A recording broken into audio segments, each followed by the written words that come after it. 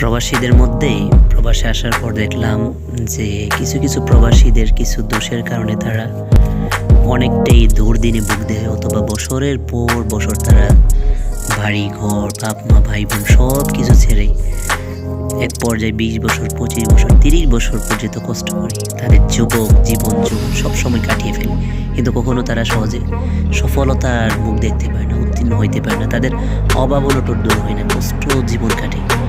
এর মধ্যে কয়েকটা ভুল, বিশেষ করে হচ্ছে আমাদের বাংলাদেশের যে আমরা সৌদি আরবে দেখলাম যে এটা হচ্ছে কাজ না জানানো সবচেয়ে বেশি আসে।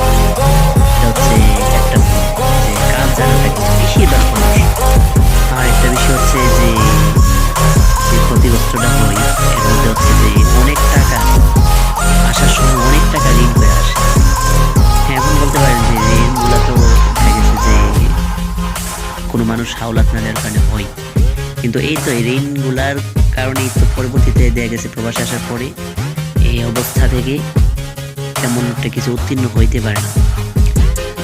আর আরেকটা বিষয় হচ্ছে প্রবাসীদের মধ্যে দেখলাম যে কিছু মানুষ মানে কোম্পানির ডিউটি তেমন করতে চায় না, একদম অল্প টাইম ডিউটি থাকলেও তেমন করতে চায় না, আবার প্রায় সময় বন্ধ করে, প্রায় সময় ডিউটি নিয়ে উল্টাপাল্টা করে। এগুলো অনেক কিছু ভুল আছে। আবার কিছু কিছু আছে যে যা ইনকাম করতেছে তাই খরচ করে ফেলতেছে। এরকম কয়েকটা ভুল থাকার কারণে কিন্তু প্রবাসীরা বছরের পর বছর প্রবাস কাটিয়ে ফেলে ছুটিতে যাইতেছে, আর সফলতা অর্জন করতে পারে না, বা তার জীবনের সমস্ত প্রবাস যে এরকম কিছু করতে পারে না যে যাওয়ার পরে বাকি জীবনে সুখ করবে, এমন কিছু সফলতা করতে পারে না অনেক প্রবাসী, বুঝছেন। তার মধ্যে আবার কিছু প্রবাসী আছে যা ইনকাম করে তা ফ্যামিলির সাথে এরকম একটা হিসাব করে খরচ করে ফেলে। তো এটা কিন্তু একটা ভুল। দেখেন, আপনার ইনকাম সোর্স দেখে আপনার খরচ করতে হবে। আপনার ইনকাম ধরেন মাসে 30,000 বা 50,000 বা 60,000, অনেকে আছে আবার বিড়ি খেয়ে টাকা নষ্ট করে।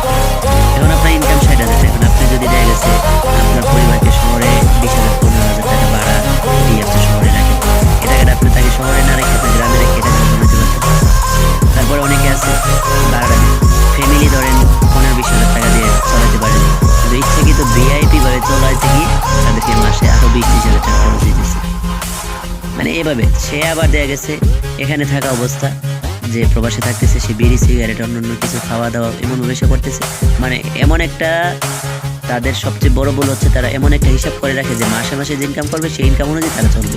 তো একটা বড় দেখা যায় অনেকে আছে, আমার রুমে থাকতে, এখন আমার পাশের রুমে থাকে প্রায় 16-17 বছর বিদেশ করে, এখনও টিনের রুমে।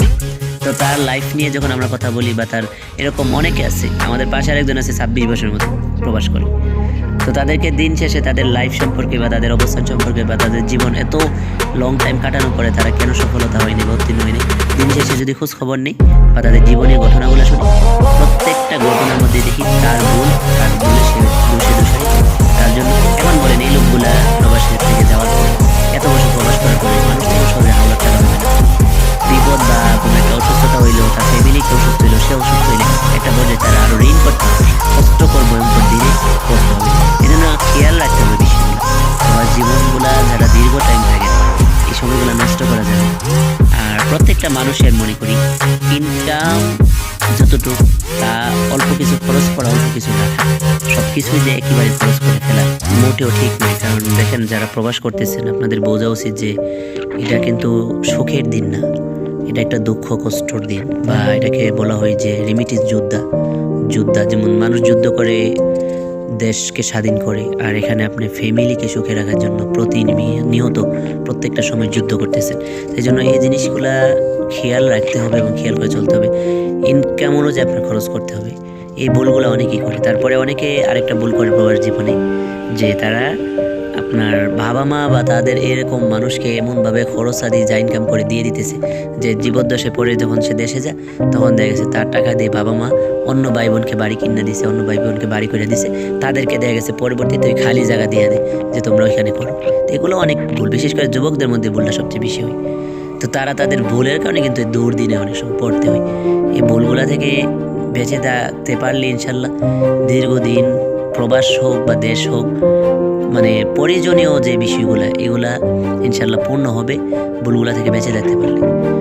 বিলাসিতা অথবা স্বপ্ন বা বড়লোক সবাই হইতে পারে না, কিন্তু প্রয়োজনীয় বিষয়গুলো যদি খেয়াল রাখেন, আল্লাহ যেহেতু হাত পাও শক্তি সব কিছু দিয়েছে, কর্মজীবনে সব কিছু দিয়েছে, এখন শুধু খেয়াল রেখে যদি চলতে পারেন এবং সঠিক পথে সঠিক সময় বের করতে পারেন, তাহলে ইনশাল্লাহ সর্বনিম্ন স্তরে দুর্দিন বা ভিক্ষা অথবা ভয়ঙ্কর দিন চেতন হয়ে চললে ইনশাল্লাহ ভয়ঙ্কর দিনে বা দুর্দিন বা ভিক্ষা করার মতো অথবা মানে কষ্টকর যে জীবন তুচ্ছতা ছিল এগুলাতে ইনশাল্লাহ সহজে পড়বেন না, খেয়াল করে যদি সময়গুলো করেন। আর একটা বিষয় হচ্ছে, অনেকে আবার প্রবাস জীবনে মানে বউদের নামে অ্যাকাউন্ট করে তার জীবনের সব সঞ্চয় বউদেরকে দেয়। বর্তমানে একটা ফেতনার জামানা, শেষ জামানা, আখির জামানার মধ্যে দেখা যায় যে অনেক বউরা এই টাকা পয়সা নিয়ে পর্যন্ত পরকিয়া করে চলে যায়। তো এগুলো আপনাদের নিজেদের দোষ না, কে আপনাদেরকে বলে যে বউদের নামে অ্যাকাউন্ট করে এগুলা করেন। আবার অনেকে বাপ মা ভাই বোনের নামে অ্যাকাউন্ট করে। তো অনেক সময় এই সমস্যাগুলা ইসলাম এবং কোরআন সুন্নাহ যেগুলো আপনাকে সমর্থ করে নাই, আপনি এগুলা করার কারণে, ভুল করার কারণে তো আপনার পরবর্তীতে কষ্টকর দিন আপনার ভুগতে হয়। তখন আপনি যতই হতাশ হন, যতই চেষ্টা করেন, যতই যা করেন, সহজে কিন্তু এই সময়টা যখন কাটিয়ে ফেলেন, কারণ একটা মানুষের জীবনে কতদিনে থাকে কষ্ট পরিশ্রম করার মতো শক্তি। কারণ আল্লাহ কোরআনে বলছে, ও খলিকুল ইনসানু দাইফ, আল্লাহ তাআলা মানুষকে দুর্বল করে বানিয়েছে। তো সময়গুলো কাজে লাগাইতে হবে।